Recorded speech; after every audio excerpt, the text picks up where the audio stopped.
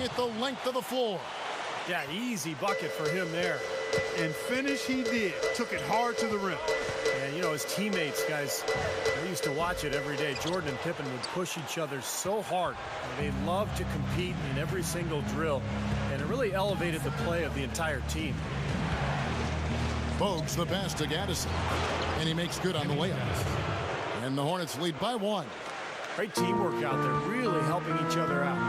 Their plan is one. I mean, they're like a symphony. Everybody in harmony and in beat and in rhythm. 5 straight baskets now have resulted because of assists. A lot of hands down there on the block. That's a tough position to be in offensively. Another block.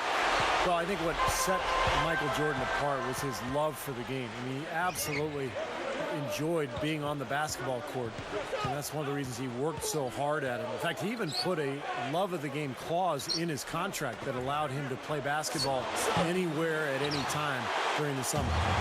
Now the Bulls with it. They haven't trailed by more than 7. Pippen for 3. That drops, and it comes off an assist from Jordan. Pippen's got his first 3 points of the game. Well, at 5'3", Muggsy, still the shortest guy ever to play in the NBA, but he made up for it with speed, toughness, and strength. He was just an incredible defensive player. And that he was, Steve. I mean, tough as they come. He was raised in inner city Baltimore and actually got the nickname Muggsy because of his physical style growing up. He was trying to mug guys out there on the court. Here's what Chicago's going with right now. Will Purdue's checked in for Cartwright. Grant comes in for Williams. And McRae subbed in for Scottie Pippen.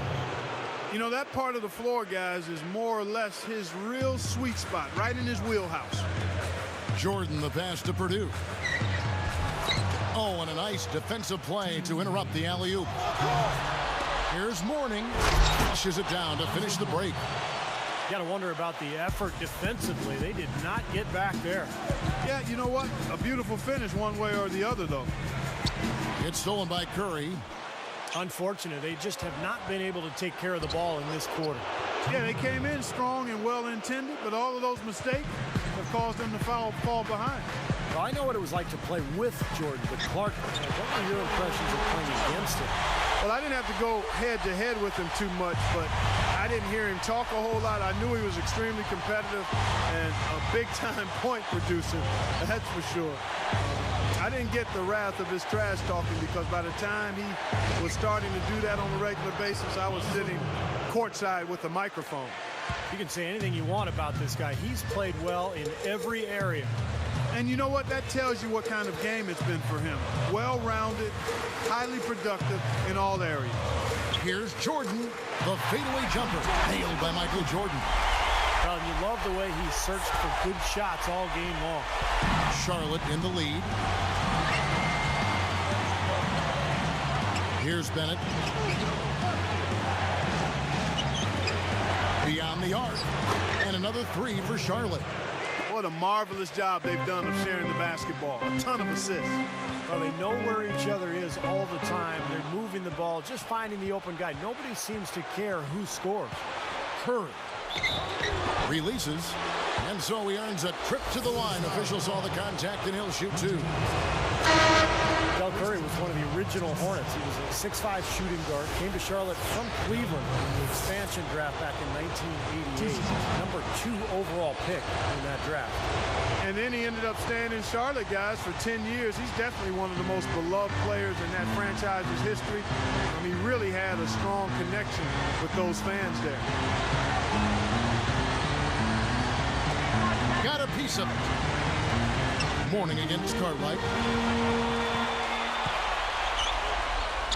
Easy jumper from very short distance. Points in the paint have been the main course, or main entree, if you will. They just keep pounding it inside. Well, they're seeing no resistance defensively in the paint area, so the defense has got to be tougher. 3, Pippen. And that's not going to go. Hornets lead by 5.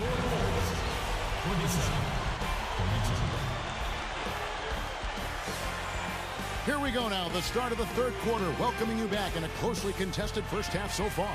Well, Michael Jordan, there's not much you can say about him that hasn't already been said. I mean, you won't get much argument naming him the best player of all time. Great athletically and in terms of basketball skills. Some would say the greatest in any sport, 6 titles, and the most decorated player in NBA history. Grant is out there with Pippen. Then it's Cartwright. Then it's B.J. Armstrong. And it's Jordan in at the shooting guard position. So that's the 5 in the game for Chicago. There's the feed to Armstrong. Jordan kicks to Armstrong. Here's the 3. The rebound by Alonzo Mourning. Mourning's got 3 rebounds now in this one. Oh! Beautiful offensive execution, and they're starting to extend this lead. And they could run away with it if they get hot. And it's Jordan slamming it down. Yeah, you know the fans love that, guys. And Michael could give them what they love. The 2 times he won the slam dunk contest in '87 and '88, he absolutely brought the house down. And stolen by Jordan. Jordan is such a skilled defender. I mean, how's this for a stat? His 3rd year in the league, he had over 200 steals and 100 blocks. First guy ever to do that. To the inside. An emphatic alley-oop jam. Great lob, great catch. Perfect execution on the alley-oop. And not just with any old finish either. The big stuff. Yeah, little something for everybody, Kevin. And the Hornets call time here. The Hornets were a very tough opponent for the Bulls in the 92-93 season. The Bulls won the season series, but it was close. It was 3-2. Yeah, and Charlotte matched up really well with them, guys. It was very much a strength-on-strength situation. I mean, the Hornets had pieces in all the right places to take on the Bulls and give them trouble during that season. Newman's checked in for Charlotte. Bogues dishes to Johnson. Over Grant. Oh! Up and down hard. A monster throwdown. Wow. Boom. You know, everybody's got a job to do. Each player has a role in clearing space under the boards. That's his. And then collecting on the second chance points card. So important. And is he hard to handle in the paint? Just so strong in the attacks. What an offensive display he's putting on.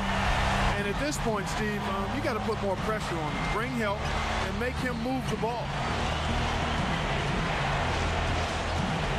Bogues against Armstrong. Lock at 6. Bogues the pass to Gill.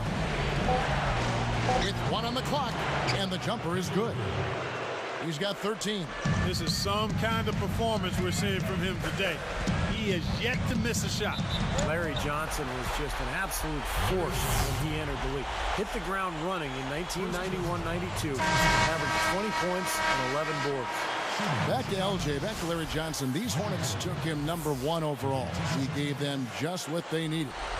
Very, very tough scorer. Not only a tough physical presence, but tough-minded as well. Even though he was undersized, guys, he was terrific on the offensive glass and was an absolute beast down low, despite being only 6'5".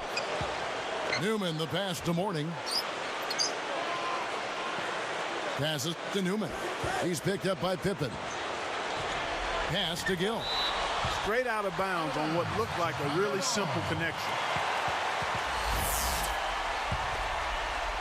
Bulls trail by 4.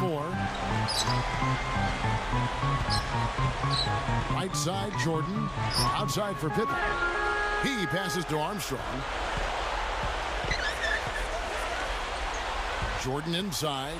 He's covered by Gill. And slam dunk by Jordan.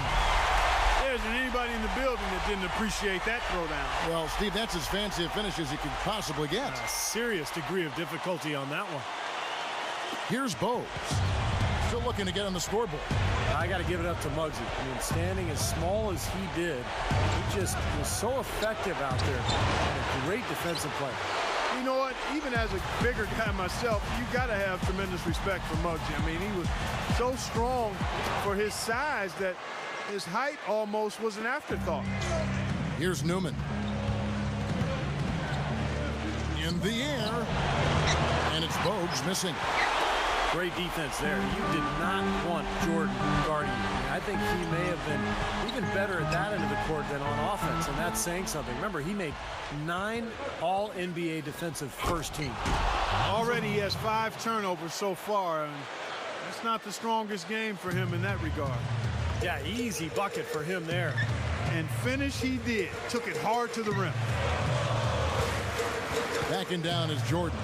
Pippen, the feet to Armstrong. They're moving it around. And stolen by Mourning. So now that's twice we've seen the offense collapse. That's back-to-back empty trips because of turnover. Yeah, and that's going to be a problem because now all of a sudden you start turning the ball over, you lose all offensive rhythm and flow. Kevin, these Hornets were somewhat of an unbalanced team. I mean, they had a very young front court, but a back court stocked with veterans. And if you are going to be unbalanced, and that's the way you'd want to do it, with players like Bogues at the point and Gill at the 2 guard, guiding the young guys up front, I mean, that was an incredibly gifted team. Shoots from the baseline. No good. Now Chicago takes it the other way.